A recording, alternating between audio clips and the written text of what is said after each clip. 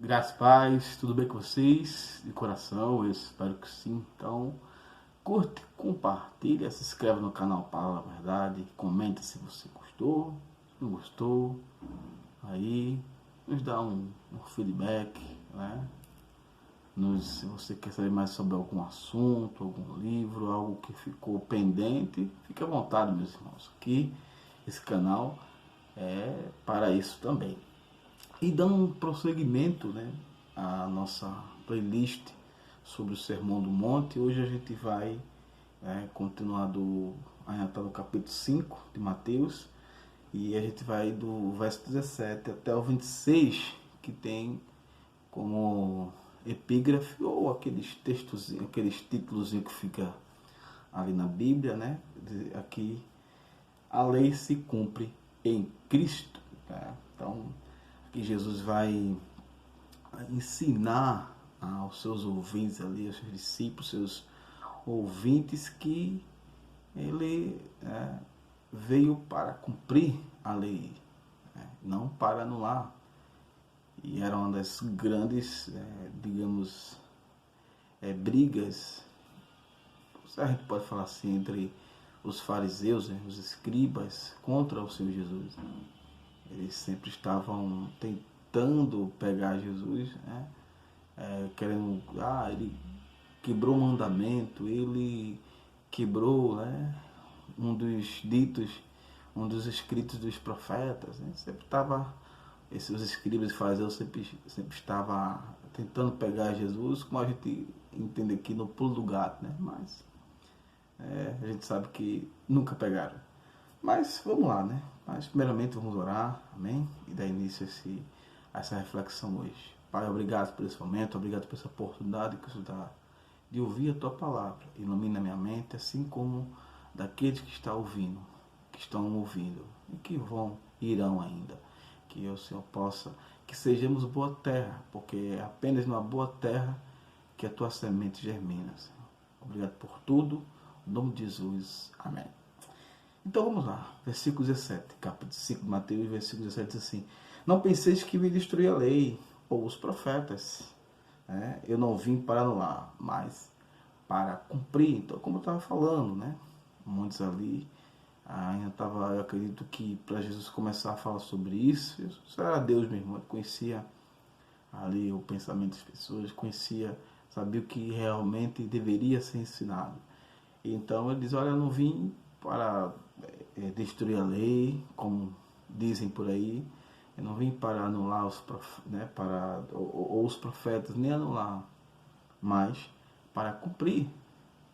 Então, isso que estão ensinando a vocês é errado. Vejam aí onde foi que eu errei.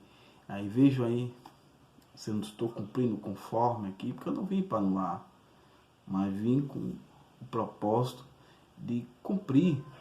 E eu queria falar algo sobre a lei, do Senhor, para que a gente possa absorver mais esse versículo 17, que é a importância do que Jesus está falando, quando ele fala que veio para cumprir. Porque a lei ela foi, deixada para o povo ali por Deus, por dois propósitos. O primeiro propósito qual era? De mostrar ao povo que eles estavam pecando. Amém?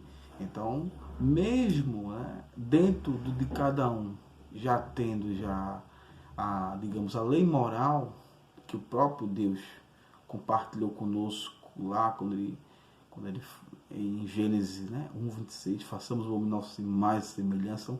Deus compartilha também conosco a lei moral, ou seja, o certo ou errado. A gente nota isso quando Caim mata Abel. Então, onde é que estava a lei para dizer que o que ele fez era errado? Mas a gente viu que ele tentou fugir ali, ou seja, livrar-se do flagrante. Mas com Deus, como diz o direito, é um flagrante perpétuo, Porque Deus sempre está com os olhos em tudo, em todos ao mesmo tempo, nada escapa dele. Mas o sentido que eu quero falar é: não existia lei ainda, mas ele já sabia que era errado. Por quê? A lei moral que Deus colocou, né? Quando ele, na sua revelação geral, ele colocou em nossos corações. E todos mesmo, toda pessoa sabe o que é certo, o que é errado, né? Então, mas Deus coloca agora, digamos, né, inscrito, por assim dizer, para dizer, olha, agora vocês não tem mais como correr, olha aí, está escrito, não furtarás, não matarás, não darás falso testemunho, só seu teu Deus darás culto. E Paulo fala mais sobre essa questão, né, da lei, quando o capítulo 7 de Romanos, quando diz assim, olha, se não fosse a lei, eu não conheceria o pecado. Se não fosse, está escrito, não adultere, eu, né, não iria adulterar. Não é bem assim. Então, Deus colocou a lei para dizer, olha, tá agora. Tá aí. Vocês, eu quero ver vocês agora dizer que, não estava escrito. Eu não vi, eu nem sabia. Por mais que a gente saiba que, né, que todo ser humano tem em si o senso do próprio Deus que colocou na gente, do certo ou errado. Então, o primeiro propósito da lei de Deus é mostrar, né, o pecado, que você está pecando. E o segundo propósito é que o homem jamais irá cumprir. Por isso que Jesus fala, mas eu vim não para anular, mas eu vim para cumprir. Ele era o único, meu irmão.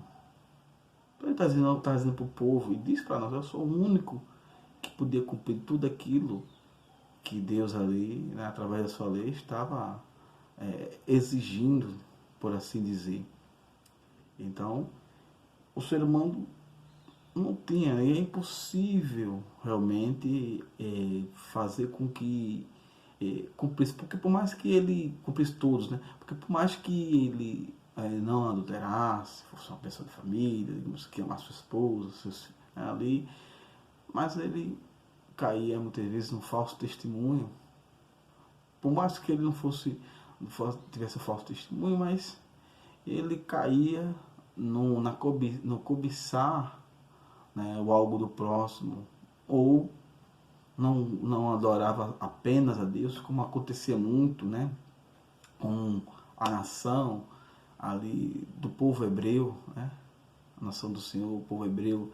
Então, ou seja, era impossível, humanamente impossível de se cumprir. Por isso que Jesus disse, eu vim para cumprir, não para destruir, não para anular, né, não para dizer, não existe mais lei, não, eu vim para cumprir. Porque até hoje, meus irmãos, somos a gente para refletir, somos ainda, né, guiados aqui, mediante o Espírito Santo, pelos 10 mandamentos, entendeu? Não tem para onde correr.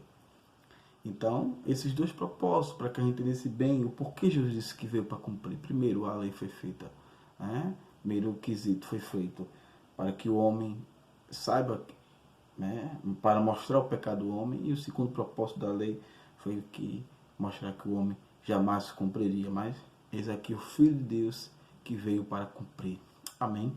Passamos para o versículo 18, diz assim, com toda certeza vos afirmo que até que os céus e a terra passem, nem um i ou mínimo traço se omitirá da lei, até que tudo se cumpra. Ou seja, Jesus usa, né, que os estudiosos chamam isso aqui de hipérbole, que é como podemos colocar, né, assim,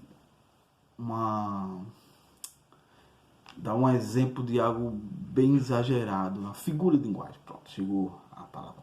É uma figura de linguagem, né? Jesus falando aqui sobre o I, né? Que no alfabeto hebraico, é a menor letra ali, que ele fala a menor letra, e o Yud, acho que esse aqui, Yud, e o traço, esse traço, né? Aqueles traços que a gente vê naquelas palavras gregas, hebraicas, servia, esse sinalgrafia servia para distinguir as letras hebraicas, né? E aquele traço, né, por mínimo que seja a mesma letra, podia alterar o sentido da expressão.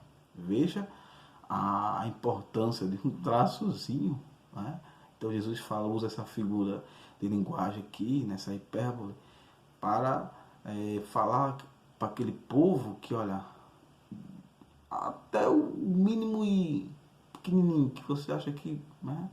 Mas na frente a gente vai ver o porquê Jesus também fala isso. Então, até o mínimo, ou até aquele pequeno traço que pode sim mudar todo sentido, até que passe os céus e a terra, irá se cumprir. Então, não pense que não vai se cumprir, não. Né? Ou seja, através de mim, como no versículo 17, mas irá se cumprir sim.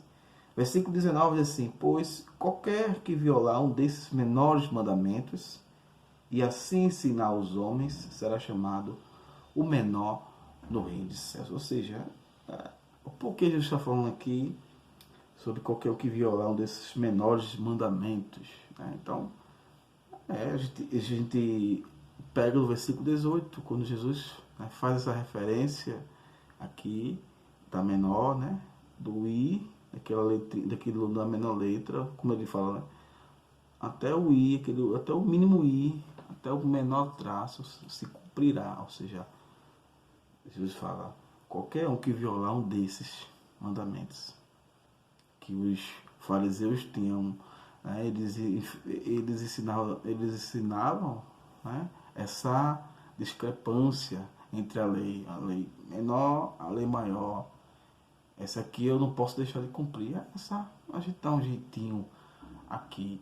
Por isso que Jesus fala, qualquer um que violar um desses pequenos aí, que vocês acham que é pequeno, né, mas que para Deus não há distinção, né? Para a gente entender mais, pecadinho ou pecadão, né, será chamado menor do reino de céus, porque ele está, ou seja, menor, menor no sentido realmente pejorativo, no sentido de que não tem comunhão com o Senhor Jesus, com o Pai, porque ele está, além de ele estar violando aquele, digamos, na concepção dele, né, pequeno, mas que diante de Deus é mandamento de qualquer jeito, de qualquer forma, como qualquer outro, é mandamento. Ele está ensinando errado, ensinando que pode se violar, porque aquilo é uma pequena coisa, é um pequeno traço, é um pequeno i, não tem problema algum. Mas Jesus está falando que tem problema sim. Será chamado menor, ou seja, o menor no reino dos céus, aqui, é no sentido pejorativo, no sentido realmente que de não entrar, de não fazer parte. Né? Mas na parte B Jesus fala, mas, porém, aquele que cumprir e ensinar, né? Ou seja, cumprir de que forma? Sem distinguir o I, o menor I ou o menor traço. Porque aquele pequeno traço, como a gente aprendeu, pode mudar o sentido daquela palavra, daquela lei ali. Então, por isso que não se deve violar, por isso que se deve se cumprir. Não violar, não simplesmente colocar como pequeno, como coisa pequena, como os escribas fariseus, né, ensinavam ali de forma errônea. Né? Então, Jesus, por isso que ele fala, mas aquele que cumprir, que ensinar, esse sim será chamado grande no reino dos céus. Amém?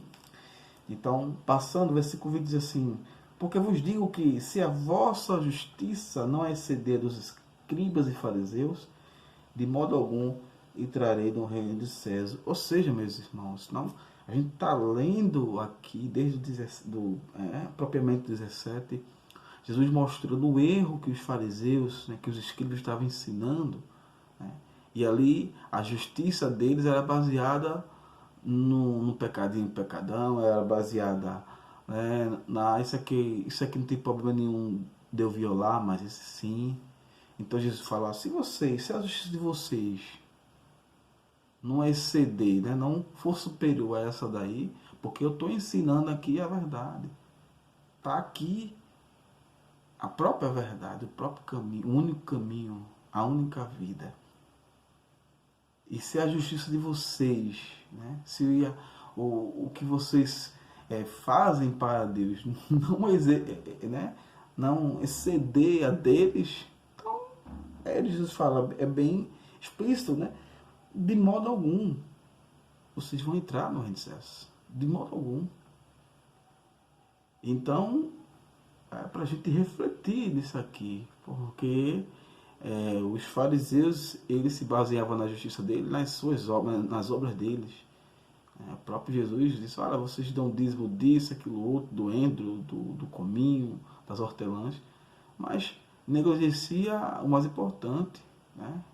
A fé, né? O amor de Deus e a justiça, que é mais ou menos isso que Jesus fala. Se eu estiver errado, depois vocês me corrijam aí. Mas eu acredito que é basicamente isso, né? A fé, o amor e a justiça, diz, ou seja, o mais importante, eles estavam, né, transgredindo, negligenciando, porque a justiça deles estava baseada no quê? Nas próprias obras, e obras mortas, e obras meramente baseadas naquilo que eles achavam que era certo. E a gente viu que Jesus estava mostrando que o que ele estava ensinando não era correto, porque ele estava ensinando a distinção, estava ensinando que existia é, é, algo que podia violar e algo que não podia violar, mas lei é lei, palavra é palavra, escritura é escritura, toda tem que ser cumprida. Né?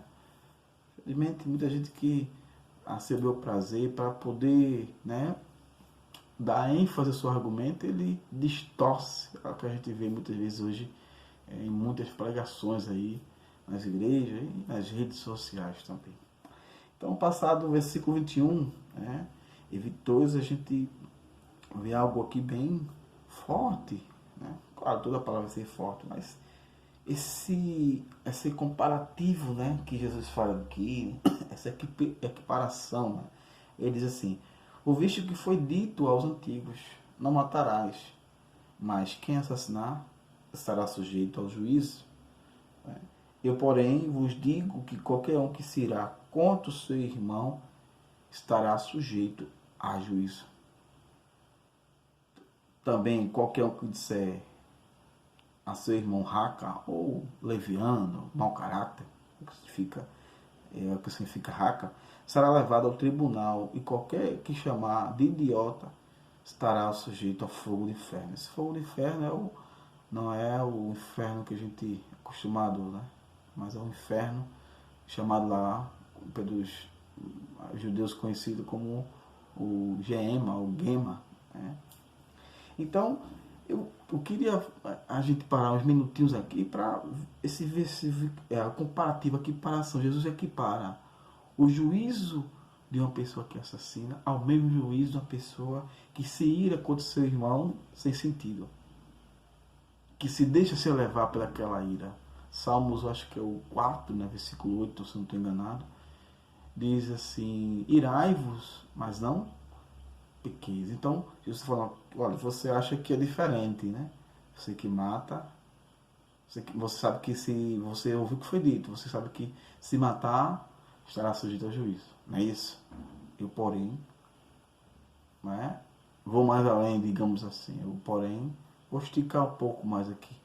Aquele que se irasse contra o seu irmão sem, né, sem sentido, ou porque simplesmente entendeu algo errado, não procurou saber, deixou dominar pela ira. Muitas vezes até uma ira, até você sente raiva por algo que aconteceu, mas se deixar levar, o próprio Jesus está dizendo que ele equipara o mesmo juízo que quem assassina ao mesmo juízo de quem sente essa ira desproporcional, que se deixa levar por essa ira. Também aquele, né, que chama, né, seu irmão de, né, dando continuidade de leviano, de mau caráter, né, ou até idiota, ele fala, será sujeito, né, ao gema, ao gema. Então, nota aqui a equiparação que o Senhor Jesus faz aqui, né, bem importante para a gente refletir nisso aí, que às vezes a gente não dá muita atenção, né? E muitas vezes a gente estourar, né? A gente vem aquela vontade, aquela ira, a gente pipoca, não tá nem aí, e xinga o irmão, e sai xingando todo mundo, e aquela coisa toda. E Jesus aqui equipara essa nossa explosão, nossa ira, né, ao juízo, assim como uma pessoa que mata. Então, vamos refletir quando a gente sentir ira e pedir ao Espírito Santo que nos deu domínio próprio para que a gente possa, né, ser também estar sujeito ao juízo. Versículo 23, 24 diz assim: assim sendo, se trouxeres a tua oferta, né, ao altar, e te lembrares ainda, pessoa com ira aqui, e te lembrares e te lembrares que teu irmão tem alguma coisa contra ti, deixa ali mesmo, diante do altar, a tua oferta. E primeiro vai e reconcilia-te com teu irmão, depois volta e apresenta. Ou seja, o povo era ensinado a entregar de qualquer jeito, de qualquer forma, podendo estar brigado com a esposa, com o filho, com a mãe, com o pai, com o seu próximo, aquelas brigas feias, ou até, né, como a gente leu anteriormente, estourado com aquela pessoa, né, se deixou levar pela ira. E se a gente não vai se reconcilia com, né, se reconcilia, né, vai atrás dessa reconciliação com o nosso irmão, né, com o nosso próximo, então Jesus fala ali, não doe, né, não oferte nada. A oferta aqui não é só questão financeira, mas é você fazer algo. Eu vou mais além aqui, que creio que Jesus também fala sobre isso. Então a pessoa muitas vezes está ali no púlpito, está, né, pregando, louvando, né, não sei, evangelizando ou qualquer outra coisa ali, né, achando que está servindo por Deus, mas o coração está cheio de mágoa, cheio de ira. Né, ele e ela, né, pela manhã ou no dia anterior, né, não aguentou e pipocou, deixou-se consumir pela ira e está ali ofertando ao Senhor. Ou você que vai até ofertar financeiramente, meu irmão, minha irmã, deixe, retenha. Primeiro vai e faça o mais importante. Que o mais importante não é a forma, eu estou ali trabalhando, não é a liturgia, tem que ser feito dessa forma. O mais importante é o teu coração como está, a tua comunhão com Cristo. Porque se eu não estou com comunhão com meu irmão, me deixei levar pela ira, estourei, né, chamei, né, que barraca, chamei mau caráter, aquela coisa toda. Não pedi o domínio próprio ao Espírito Santo e realmente pequei e não vou atrás de me reconciliar com meu irmão. A palavra está aqui, o Senhor Jesus está dizendo que a gente não deve ofertar, né, antes que a gente, né, como o apóstolo Paulo diz, que a gente deve empreender todos os esforços para ter paz com todos. E empreender é empreender todos os esforços já, meu irmão, minha irmã. Não é simplesmente, eu fui lá, é simplesmente, eu... Não, é você empreender o que você puder, tiver até alcance. Mas claro, você fez tudo e aquela pessoa, né, não quis de ti, meu irmão, você entrega ela a Cristo e fica em oração. A sua parte, você foi seguir o que disse Jesus. Vai primeiro, né, e reconcilia. Você que já não estou nem aí para tu e tal. Né? Mas lembra que é importante quando a gente realmente está com o coração arrependido do que a gente fez. O Espírito Santo nos direciona a gente ter as palavras corretas para pedir perdão àquela pessoa, para gente. Ele vai, né, dizer o caminho das pedras para a gente se reconciliar com o nosso irmão. Mas o mais importante não ligue se vão dizer, fulano não, disse que não estava em condições de pagar, fulano disse que não ia entregar a sua oferta agora, não vai fazer isso, aquilo, outro. Não se importe com a forma, mas se importe primeiramente em agradar a Deus. Primeiramente, tirar toda essa ira do seu coração e se reconciliar com seu irmão. Amém? E para finalizar, verso 25 e 6 assim: entre em acordo depressa com teu adversário, enquanto estás com ele a caminho do tribunal, para que não aconteça que o adversário te entregue ao juiz, e o juiz se entregue ao carcereiro e te jogue na cadeia. Com toda certeza afirmo que de maneira alguma sairás dali enquanto não pagares até o último centavo. Então, meu irmão, isso aqui é só dando continuidade, usando essa parábola aqui, né, para ensinar que a gente não deve perder tempo.